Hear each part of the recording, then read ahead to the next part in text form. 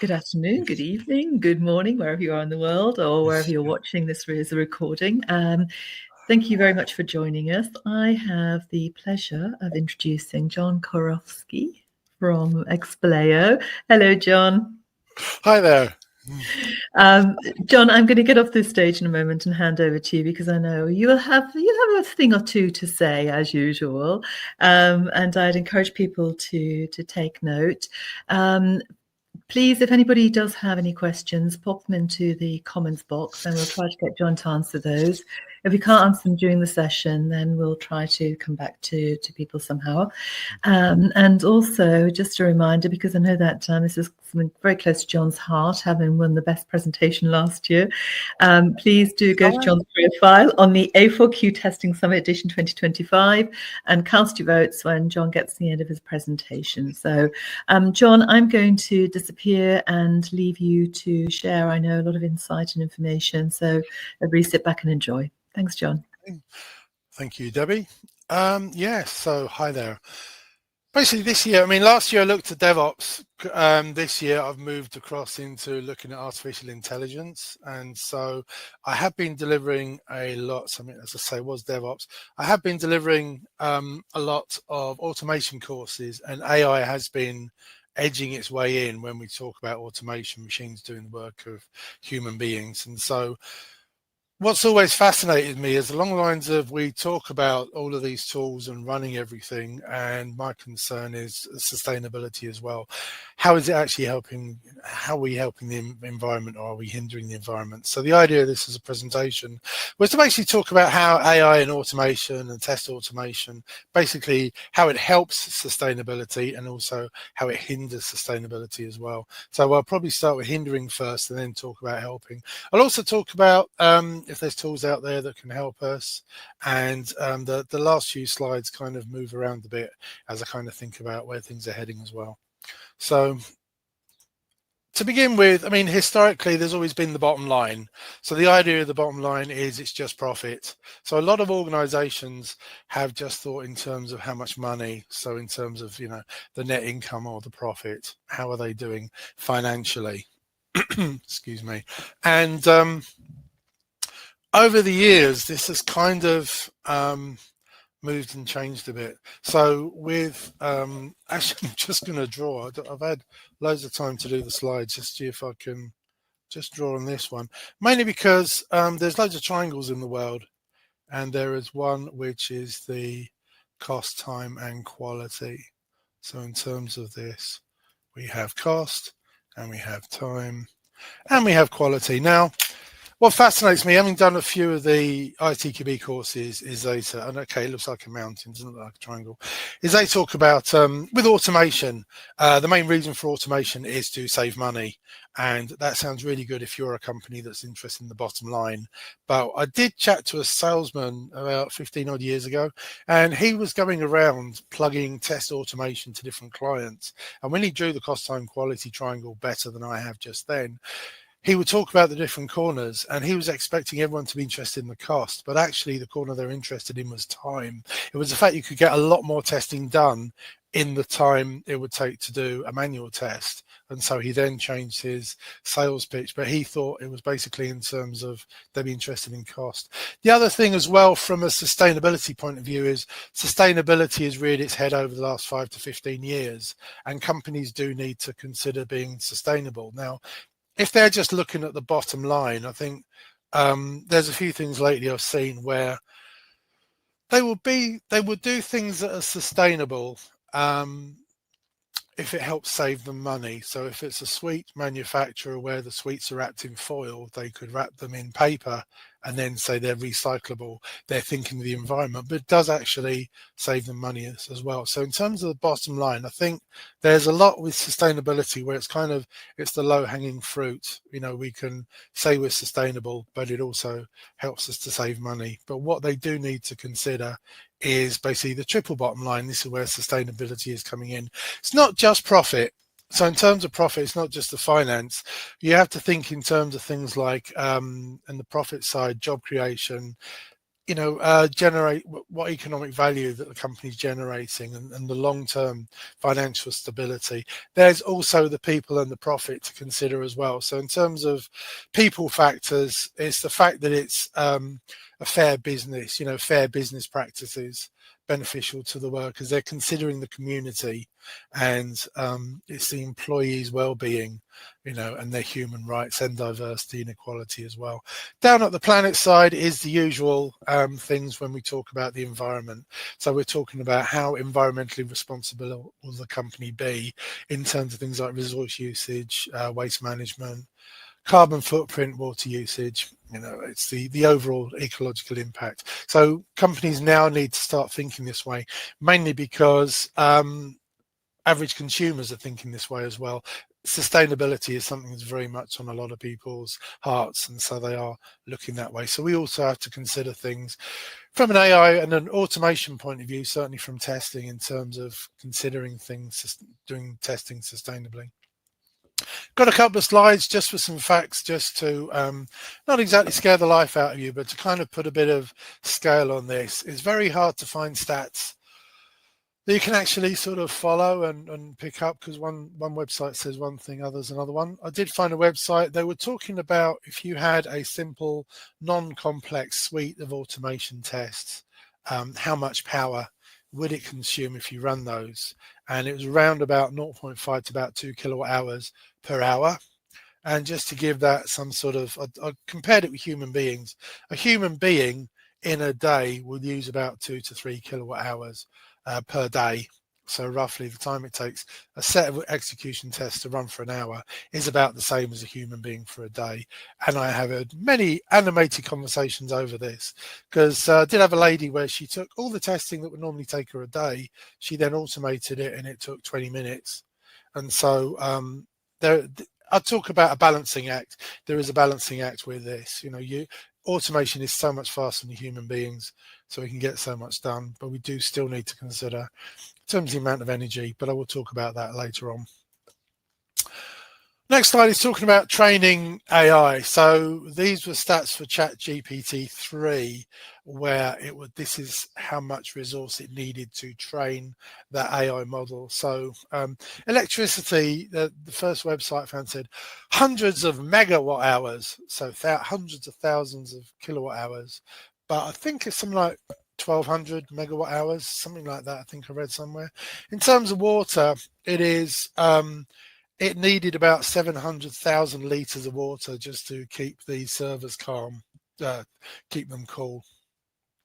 The other thing as well is in terms of CO2, it's used about 550 tonnes of CO2, which is about the equivalent of about 125 passenger cars being driven for a year. In terms of human beings, I've talked about electricity, 2 to 3 kilowatt hours per day. Water, we use anything from 90 to about 180 litres a day. And in terms of CO2, the global average is 4 tonnes of CO2 per person per year.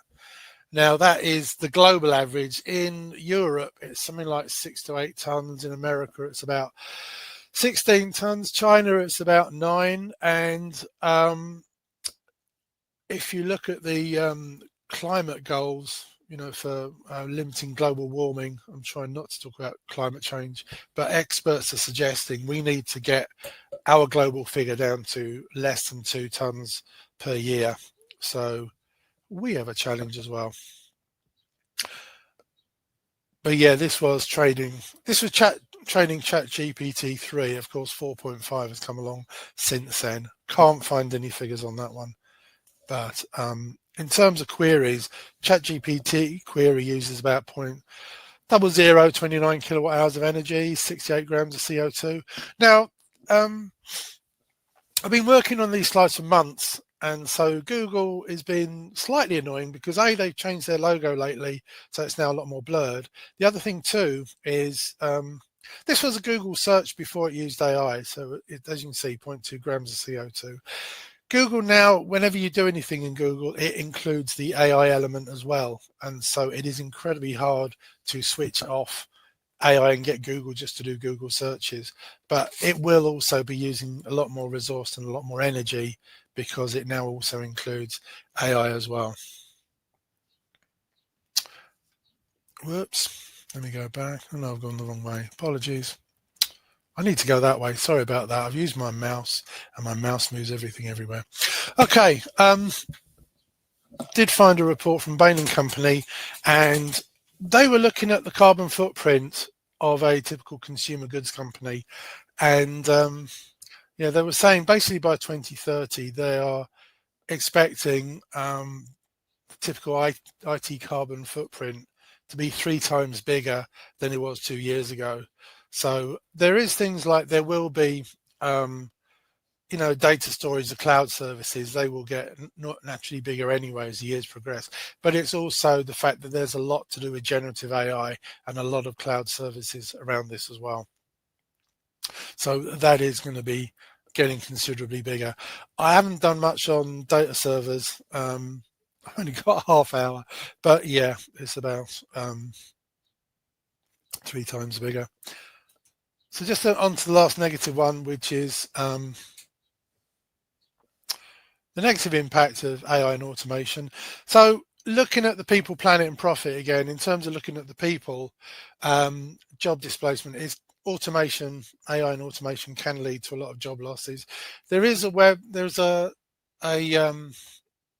film on YouTube called something like Humans Need Not Apply. And I think that was predicting about 47% of jobs can be replaced by AI and machines. And so this is going to lead to a lot of increased instability with increased unemployment rates. In terms of wages, there's going to be a disparity because the traditional jobs will disappear.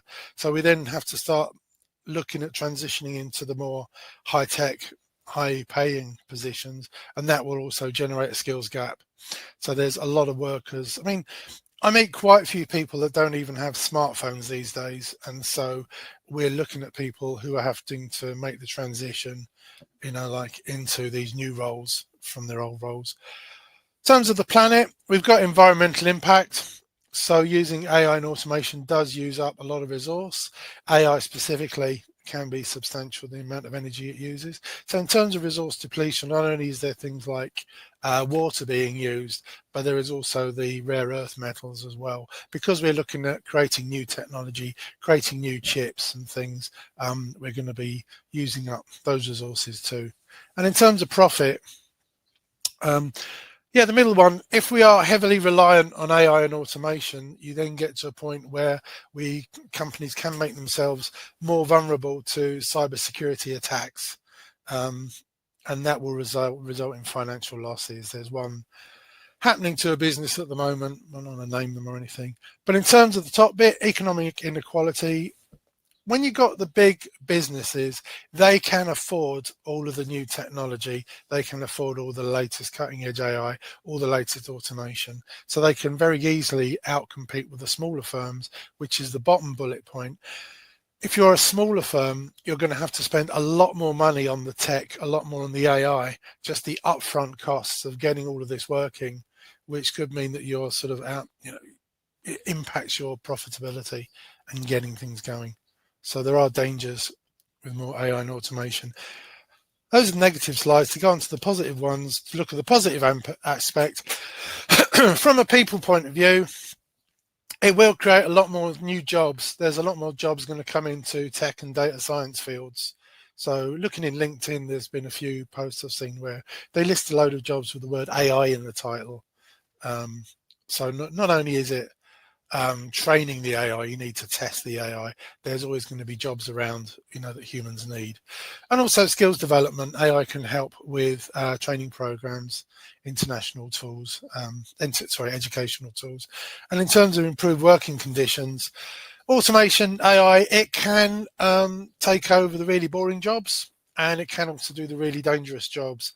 Looking in Twitter, it's not called Twitter anymore, it's called X, but there was a little film showing some Chinese robots. So there was one of them which was in hotels folding towels, which, let's face it, is a boring job.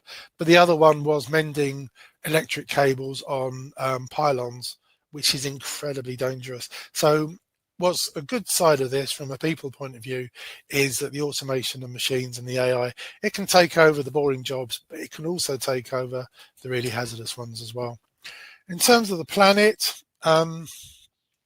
We can use AI to help with the sustainability. So we have AI tools in there. I think Google used AI to look at their data servers to make them more sustainable. So we can actually use AI to to vet AI, to look at itself and see where it can make improvements, where it can make changes and things. So there are a load of AI driven systems out there that do monitor carbon emissions and look at ways to reduce them.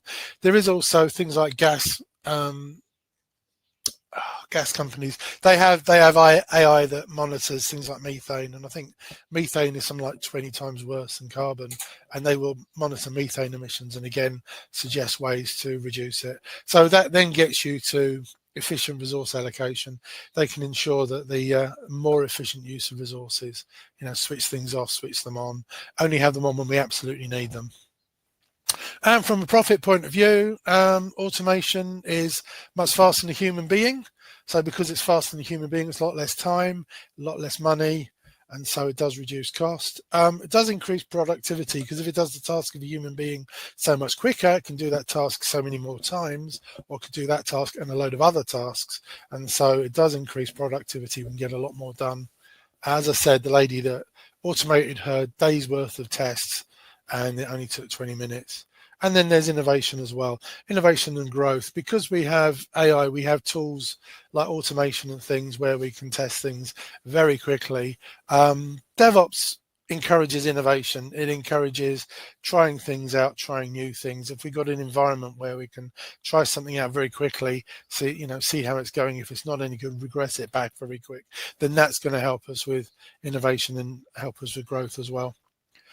With sustainability, other things that companies need to consider is ESG, which is environment, social and governance. It's basically 3 topic areas that companies are expected to report in. So it's not actually, it's capturing all the non-financial risks, and it's giving the company a chance to show all the opportunities in terms of its day-to-day activities. So in terms of the environment, it's the usual thing: greenhouse gases, water usage. Also, is the company using recycled materials, or is it using brand new ones?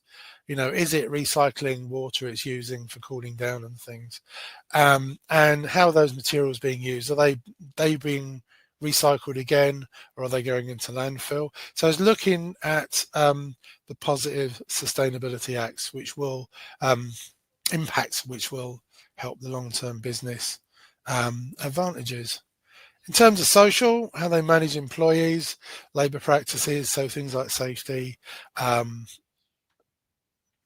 access to sort of all of their products for underprivileged social groups and things. And in terms of governance, it's like legal. It's like, how is the company aligned with its sustainability performance in terms of diversity of the board? It also considers things like anti-competitive practices, corruption, things like that as well.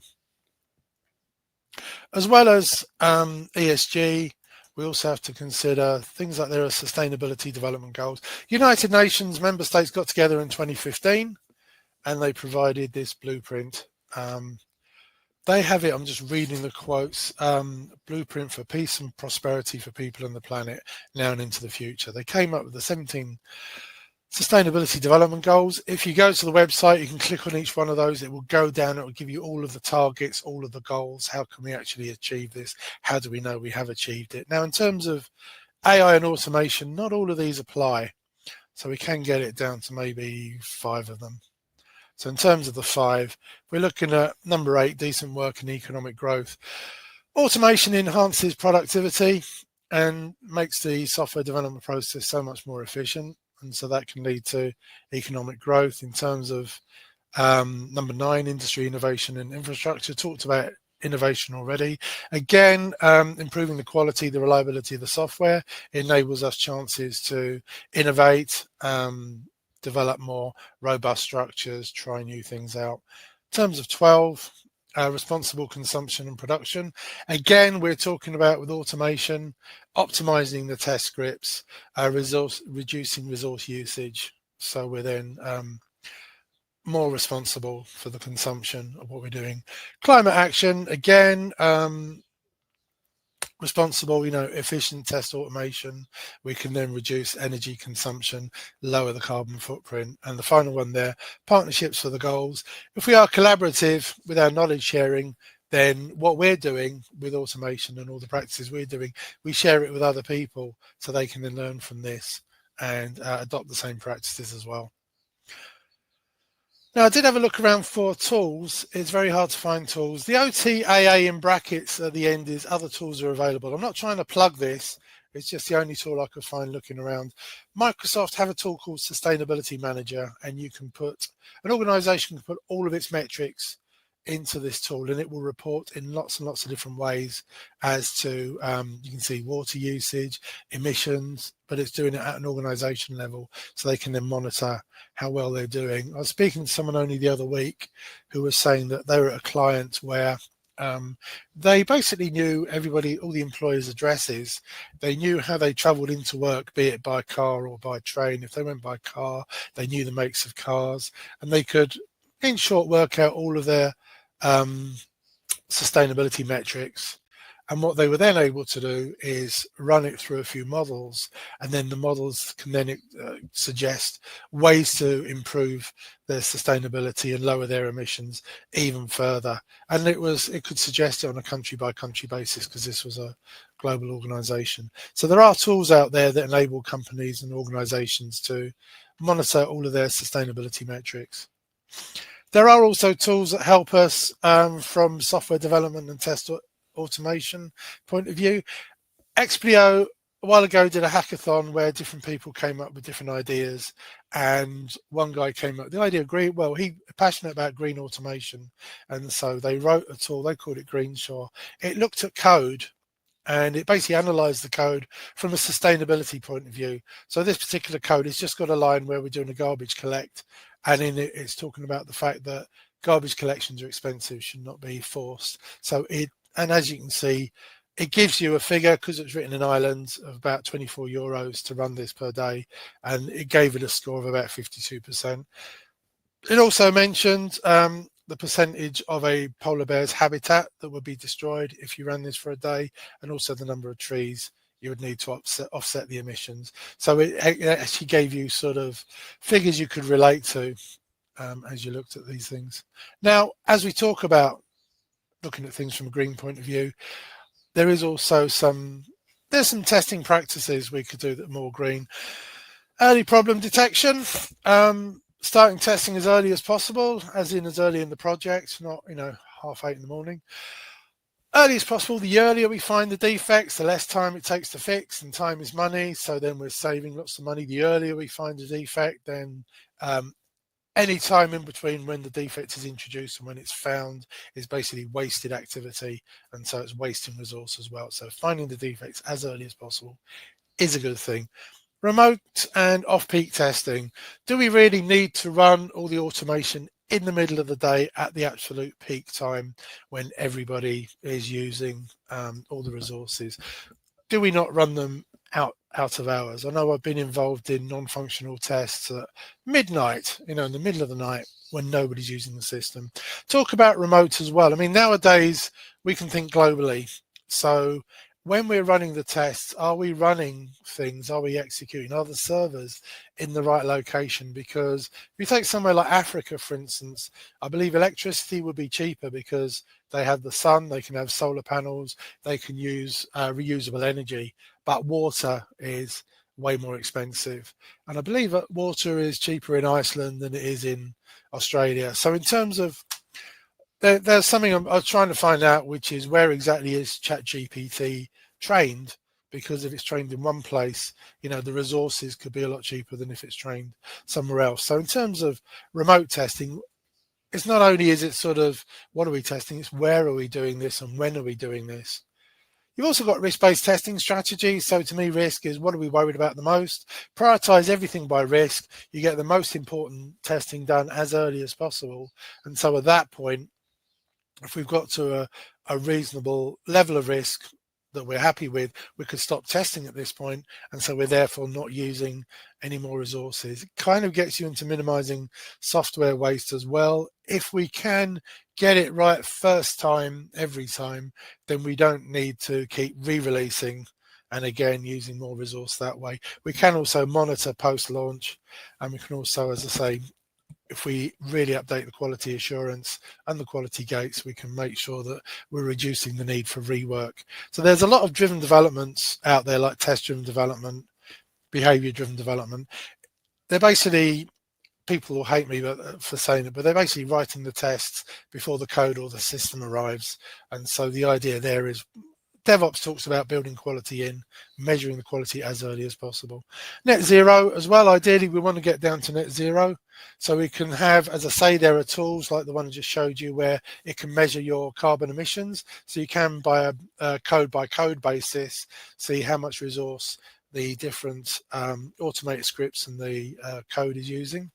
And we can then come up with strategies. So we could do things like reduce the testing cycle, use more energy efficient hardware, look for renewable energy sources. And then we get to the optimizations. So automation optimization, do we really need to run the regression pack every single night? I was in one place where it was run every single night.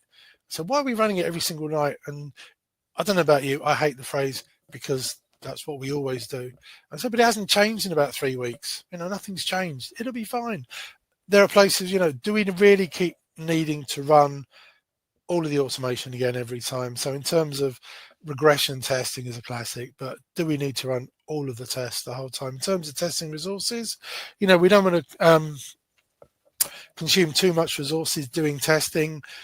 For this particular stage of the testing, do we need an environment as close to live as possible, or can we get away with smaller environments? As I deliver courses, use Amazon Web Services, so I'm very keen to use instances that are using sort of smallest machines. Well, they'll know it now because I'm telling you now, but in terms of looking at machines, they might have started as extra large, they're now down to large. I can get away with some courses moving down to medium, maybe even small. They don't need that much processing power in order to use the environment to do their exercises. And then at the end there, environment optimization. I was at a client site where each tester got their own environment. It's like, do we really need our own environments? So it's optimizing the use of the environments as well.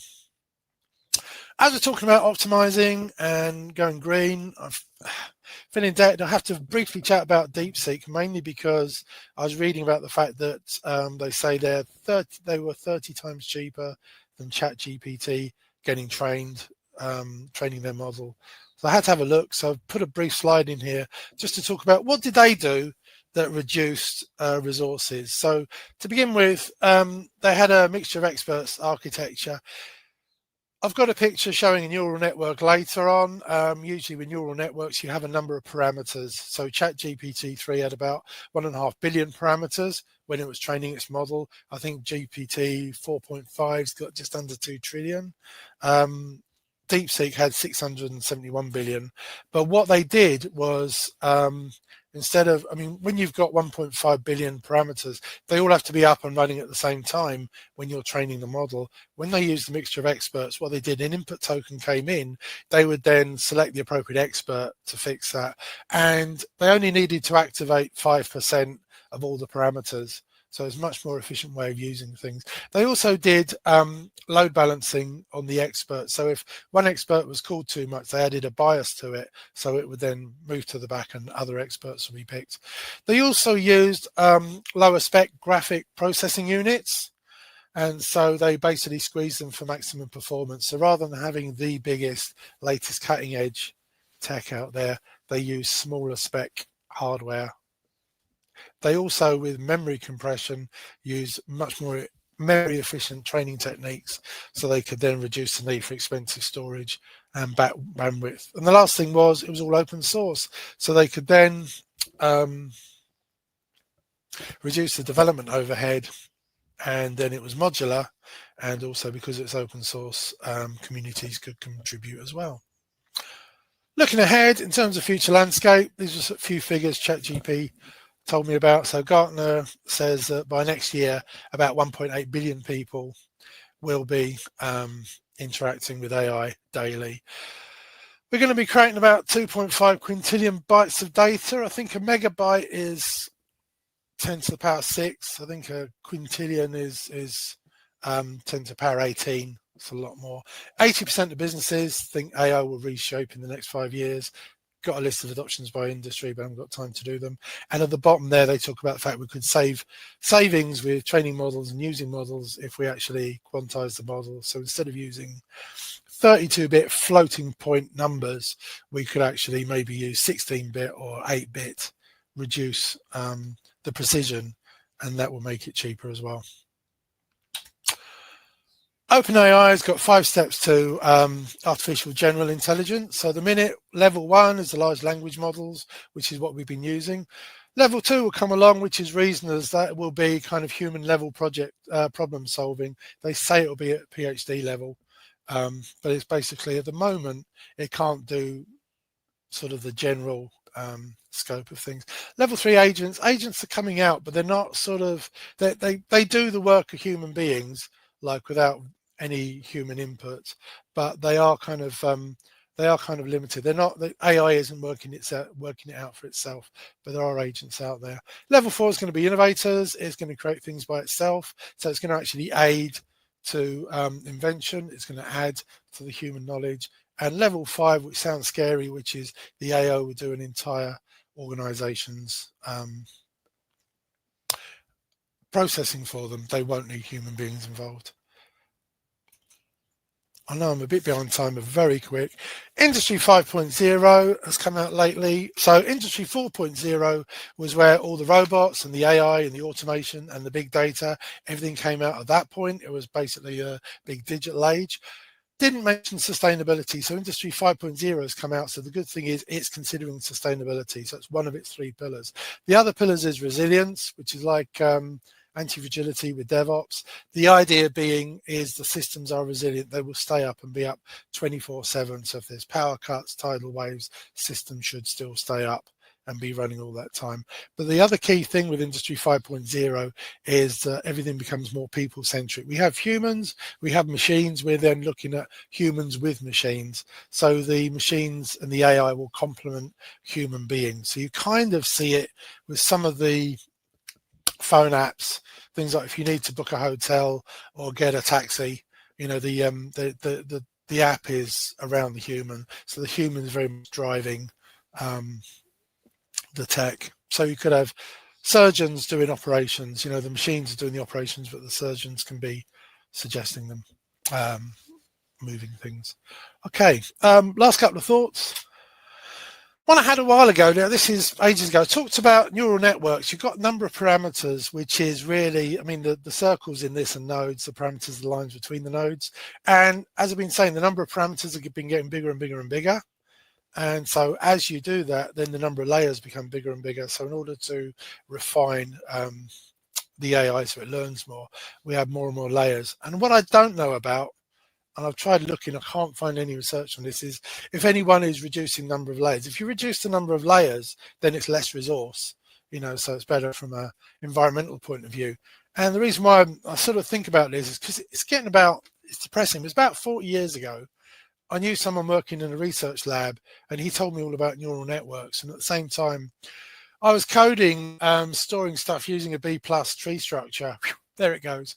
And it suddenly struck me, why don't I put the two together? Because B+ tree structures basically was a decision tree where it reduced the number of levels you went down, and he had so many layers across. I don't know if anyone's doing this. Someone must be doing it, looking at the nodes and making the nodes so much more sophisticated. So if they could do a lot more processing at that point, then maybe it'll reduce the number of layers. So the mixture of experts is kind of heading this way.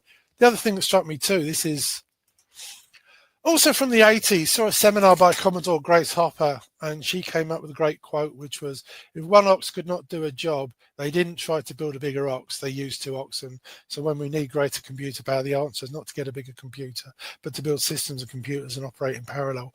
So it kind of got me thinking with AI, because the AI, the models are getting bigger and bigger and bigger. And the only way I can describe this is pub quiz team AI. So it's along the lines of, if you were going to a pub quiz, one person will be good at sports, one person will be good at films, one person will be good at music, and you get those people together. So when a question comes in, the appropriate person could answer it. And I'm kind of thinking along the lines of maybe we need to start looking, from a resource point of view, rather than having these big AIs that do everything, we develop lots of smaller AIs that are very specialized and do a particular task or a particular thing. And I've heard about a few companies where they're building their own AIs to do things specifically. And it just gets me back to thinking about Selenium. Other tools are available, but Selenium is very good at what it does. So it's very good at recording against browsers. That is what it does. And you have lots of other tools you can use with it. And I'm just wondering whether AI, we should move down that way. So in terms of, there are people thinking of distributed AI. This is literally last slide. They have servers where they send the information down to the computers at the bottom. And so the computers at the bottom actually do all the processing and send all the instructions up again. There is some AI on mobile phones. And so there is some distributed AI, I think it's called Edge AI, but it sends the details down to the mobile phones. They do the processing for them. And the other picture there is multi-agent systems. It's the same AI sort of cloned. And the only way I can think of this, and they work together.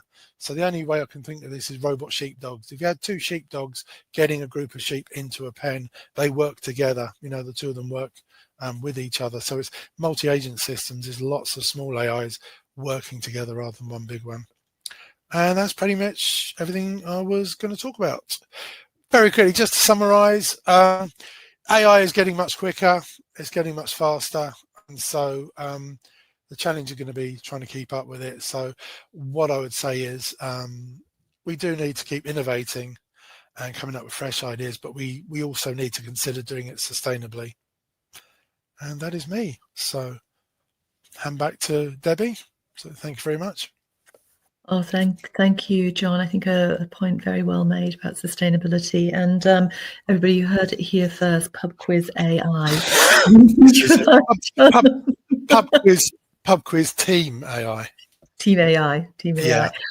John, let's have a look and see if we've got some questions here. Okay. Now, we hear this again, not just testers, most of us. Will AI replace testers? Oh, it's really tempting to say yes and scare everybody. I don't think it will. Just had an article in the latest SQ mag, which is really good. I won't tell you how it ends or who the murderer is. But quite a few of them, they talk about this as well. And the overall opinion is we always need manual testers. I prefer human-driven rather than manual. And when I do automation courses, I do get people pop up in the coffee break going, there will still be a need for manual testers. It's like, yes, you still need a human being. We still need to sort of sanity test things. So there was a project where there was an application generated hundreds of PDFs every hour, and we had an automated test to check all the figures, and that was fine. Then somebody opened one of them, and they should have been landscape, they were portrait, so they looked really terrible, but the automation wasn't testing that.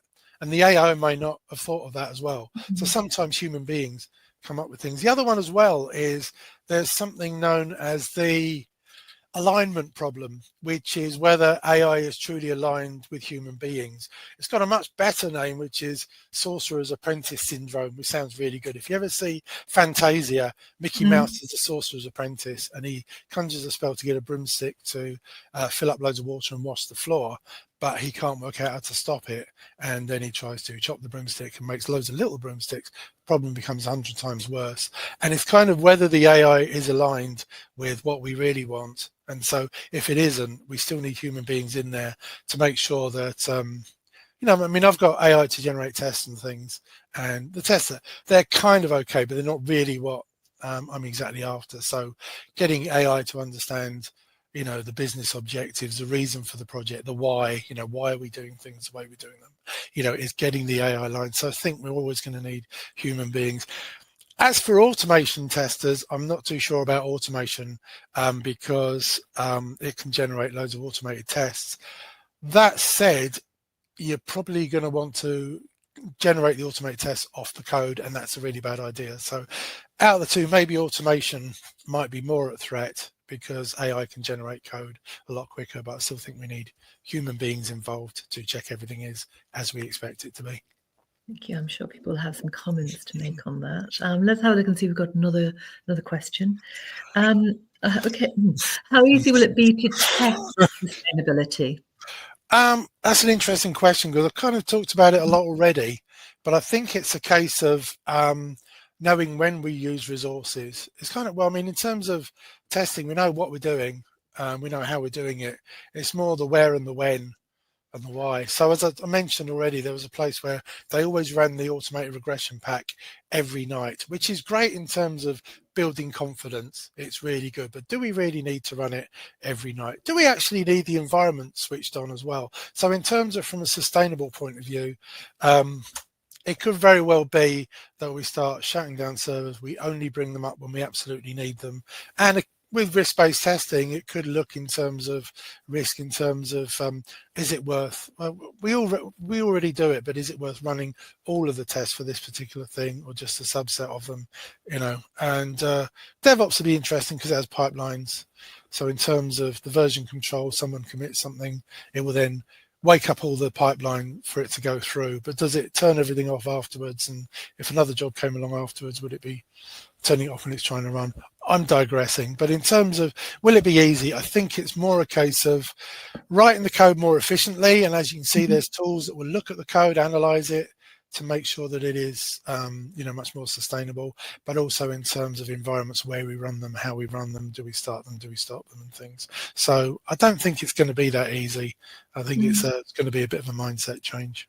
And is the discussion about this happening? Is it something which is on the agenda of organizations to test sustainability? It must be. It's got to be in there. If we're looking at the people, profit, and the planet, then we've got to be considering in terms of running things sustainably. Do we really need all of this done all the time? Yeah. And you mentioned Industry 5.0 earlier, which I know. Absolutely, and it's in there. It's a key pillar of that too. Yeah. Absolutely. And let's see if we have another question here. Okay, let's get your crystal ball out, John, please. And where do you see AI heading? We're going to get lazier, is basically the thing. You see it already. I mean, Queen has a song, I want it all, I want it now. Hard work pays off eventually, laziness pays off now. AI does your jobs for you. So I can see a point where you say, oh, could you generate a 5,000 word document for me? Yes. Email it to someone. They then go, oh, could you summarize these 5,000 words into 100? So the document never gets read. A lot of people at the minute, you can see a lot of things happening where they're using AI and they think they're tricking humans and that. But there are a lot of English teachers that are leaving their jobs because they're fed up with pupils using AI to write their essays. They can tell they're written by AI. And it's also hitting universities because they have to do things like document reviews and literary reviews. They're now realizing that because of AI, they haven't got that acumen. They haven't got those, they haven't sort of built those skills up successfully to be able to do document analysis at, you know, a level expected in universities. So, you know, because AI can do things for us, it is making us lazy. It kind of reminds me of my dad back in the 70s was a chemical engineer, and all these people had these newfangled things called calculators, and they would go 20 times 30, oh, 6,000, and they would take the value as whatever it said. And you just get the feeling that with AI, oh, it says the following, oh, we'll take it as gospel. But where it's heading, we're going to get lazier. What else can I think of? Yeah, AI is going to get lazier. We've got other stuff coming like emotional AI, which will be able to tell basically, you know, our emotions, pick up things this way. But in terms of, yeah, it was just skill set, John. How about skill set? You know, because what you're talking about makes me think about, you know, what we typically talk about, the soft skills, you know, whether it's critical thinking or curiosity, you know, where's that heading? Yeah, it's, I mean, in terms of critical thinking, the trouble with AI is at the moment it's taking everything that we've done already. So it's not thinking of new things. So if somebody's done it already, then AI can amalgamate it into what it does. But in terms of where things are heading, it's not coming up with new ideas. So things like critical thinking, coming up with brand new ways to test things and stuff like that, it will only go by the way everybody else has tested things. And the other thing that annoys me with AI is it's using all the blogs and everything from the web at the moment. And I think the Google searches, they used to be over 90% of searches was Google. I think lately it's gone down below 90 because people are using AI. Now, AI has basically scraped all the web pages into its knowledge. So those web pages aren't getting the same number of hits that they used to do. And certainly when I write blogs, people are interested in how many hits a web page gets. If AI has just scraped the page, then those websites aren't getting the hits. People aren't going to keep writing them. So the knowledge that AI is using at the moment isn't going to be there in the future because people aren't going to write it because they don't get the same number of hits. It's interesting as we need to kind of finish over time, but I was reading this morning about AI and copyright and, you know, where that's going to go because, you know, is it fair that it is to access all this content? So there's a whole other conversation there. There's a whole thing on explainable AI. The AI could tell you where it gets everything from. So if AI is making a brand new piece of music, it could tell you the pieces of music it used to make that piece of music. So then those people could get the royalties. So another area is explainable AI. If I was to tell you something, you'd then say, well, how do you justify it? We seem to be just AI tells us something. We go, oh, there we go. It needs to explain how it gets to what it produces as well, because that's what we have to do. John, I'd happily sit here for another half hour chatting to you, as you well know. Can I just say a huge thank you to John and also to everybody who has tuned in, whether it's the broadcast or a recording. A reminder that we will be having the poll for the best presentation, best speaker at the A4Q Testing Summit Edition 2025 website. So please do go and cast your votes and stay tuned. I know we've got more sessions to come. And finally, a big thank you again to John. Thank you. You're welcome. Thank you. Thank you.